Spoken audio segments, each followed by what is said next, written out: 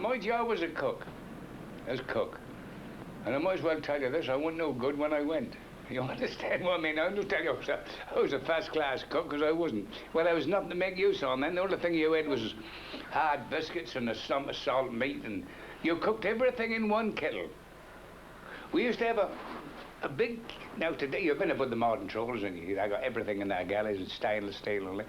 But in there was no galley.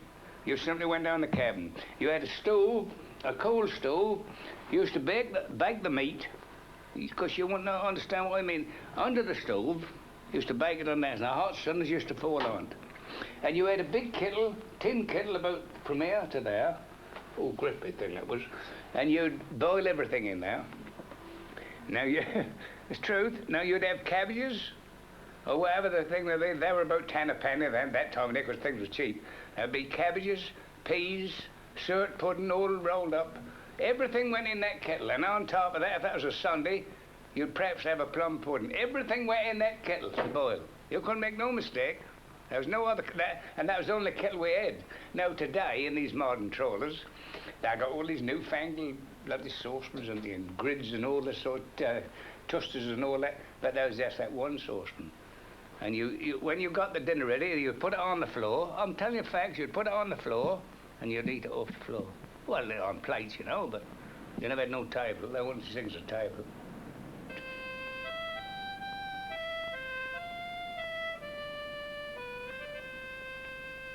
In 1886, I thought, well, I had enough of this cooking business. I'm going deckhand in the snowflake. And so I've been cook 4 years before I got my bath as deckhand. Now you're up on deck, you're a fisherman. You can swear and show a manly bearing.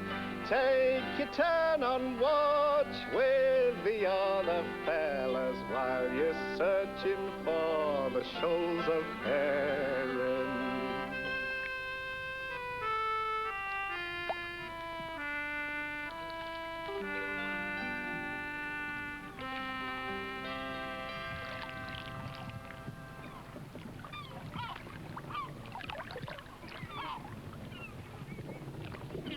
Oh, sailing over the Doggy Bank, wasn't it a treat?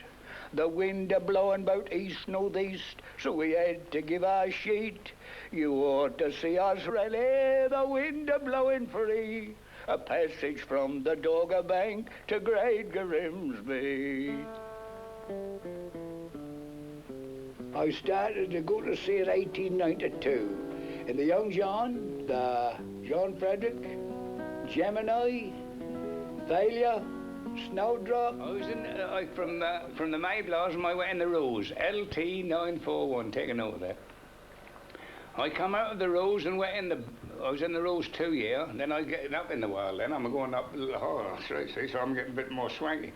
Then I was in the drifter called the Boy Hector, LT 968, belonged to Britain in Lowston. And I said the Boy Hector. I was in there 2 years. Now I'm getting up now, so I'm a courting. You understand what I mean? Go out the gals and all that sort of thing. See, I'm getting a young boy. Right. Now I come out of the Boy Hector and I went in the Smilex, LT 594. He was another Don skipper. Well, Don skipper that time of day. And that Smilex. And then, well, I'm nearly up to 1914 now. You were in 1912. I'm up to 912 now. Then from the forethought you went to Norfolk County. Then from there you went to the Flo Johnson and the Kessingland. Kessingland was the last boat you were skipper of. That was when you were head up for smuggling tobacco from the other side. Oh, I earned me keep and I paid me way. I done 8 years in sailing boats, and then we were full qualified then. We could do anything there was to do about sailing boats. Knots, splice, mend the nets, set a rigging in, salve a rigging. And I earned the gear that I was wearing. The more you sailed a boat and done things about a boat, the more enlightenment you got. Sailed 1,000,000 miles, caught 10 million fishes. We were sailing after shoals of herring. they stop and humour about a sailing boat, how they answer. And they talk to him. Go on, old girl, you'll do this. She'll do it.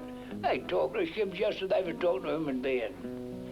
But as the guards of work, that was like heaven when we got into the drifters, the steam drifters. Absolutely like heaven. You want the ragtag bloody deck, eh? You were up in the world. You swanked, you were proud when you got into steam drifter. Understand, you were proud. You come out of sail into steam, you thought you were going in heaven. Yeah, of course you did. That was a better life altogether. I mean, you never had sails to pull about. You had steam, and you go out the harbour, steam out. We mind you, when there's a breeze, there ain't honey then.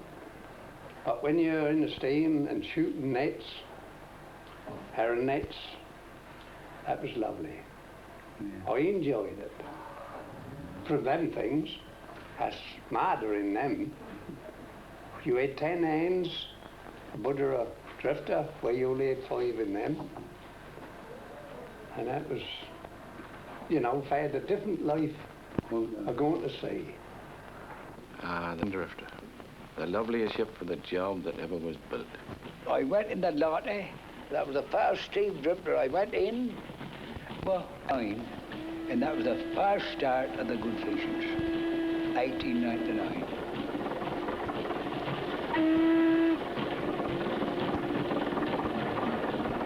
So it's off with your boiler full of steam and your engine spick and span to fish that rounds the North Sea round and fish the nose on the North Sea holes and try your luck at the North Sea Cup with a catch of 100 grand. That period from 1900 to 1940 must have been a bonanza, must have been a gold rush. No need to wait for wind and tide, you're the masters of the sea. Come calm a squall, just shoot and haul and build a hole with the fish to be sold and steam ahead for the curing shed on the piles on Yarmouth Quay.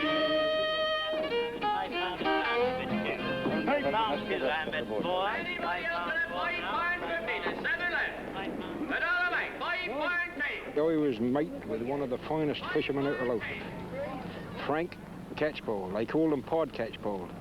I don't want you to walk, I don't want you to run, I want you to bloody well fly. We were in Stornoway. I remember him getting out the charts, and he said, now look, when you come to Stornoway, you want to shoot your nets where the tides divide. You want to put them in the water half an hour before sundown. And he said, don't forget, that's not what you do at sea. That's what you put on the market the next day what count.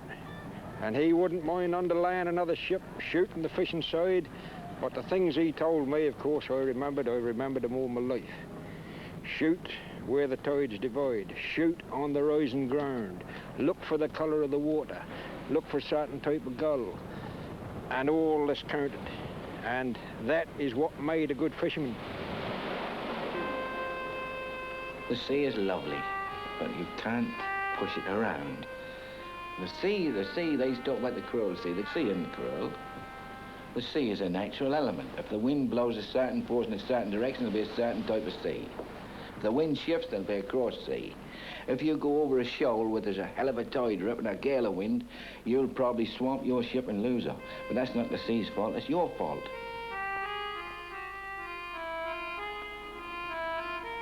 And that's true enough. Because when you're in a gale of wind, and those big uns come roaring at you, you can't get out on them. So you take your lovely machines and ships and gear to sea, but you still got to use them subject to what the sea will let you do.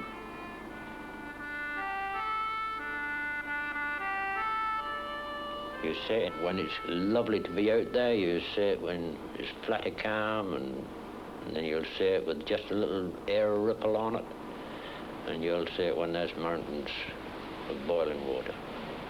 When the sea grows dark and the glass is low and falling, Quick rise after low indicate the stronger blow. when your nets are stretched out there 2 miles or more. This game, winds south to southwest, force 4 to 6, gradually veering northwest and increasing to force 7 tomorrow afternoon. When the breeze is freshening to a gale and climbing up the Beaufort scale and the wind is screaming, your mind's not on the market, then the buying and the selling and the market prices. We went in this boat, and that came on a gale of wind. That came down the Saturday night. And that blew for 3 or 4 days a living gale, and we were in these little boats. We had a good breeze when we finished hauling. And when he dished out the 6 o'clock weather forecast, we had then got it very bad where we were in the North Sea.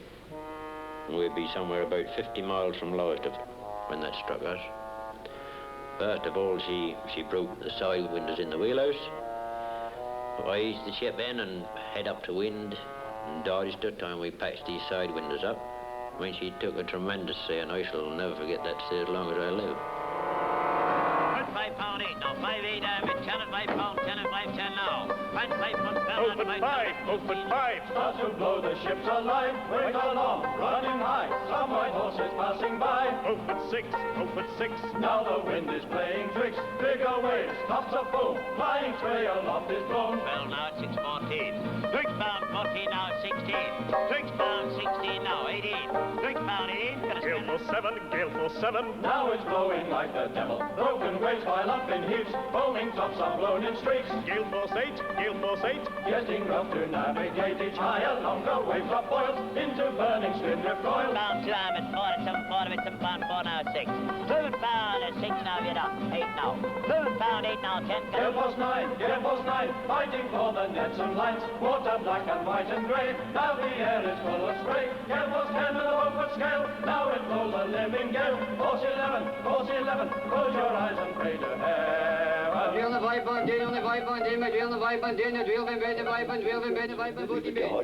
great seas are coming. Now and again they'd pillion on, break. And once they break, look out. So I stood in the wheelhouse below the skipper. I was there the whole blessed night, me and the skipper. The chaps down below are crying. They were these young chaps, you know. Well, once she shipped the sail, I said, Ted, look out. I say, there's one going to get us. They that come roaring along. I bet you our boat stood on our hand like that. I bet she stood up like that. We had a terrible job. We steamed her up 5 hours at half speed, and we fetched in at 25 fathom. We tacked the ship in. We tacked her in northwest again, then up south and by west again, run the fort again, and tacked her up, dodged her up again northwest until we fetched Lowestoft, and that took us 36 hours to get in. I mean, like a Hulman and Fleetwood and all them sort of be like something to take as a matter of course. They go to sea and they're in a gale of wind and they come back and land the fish and that's that. Don't they? I mean, they don't worry about which is the worst one they're in. I mean, they're all worst. They're all bad, aren't they?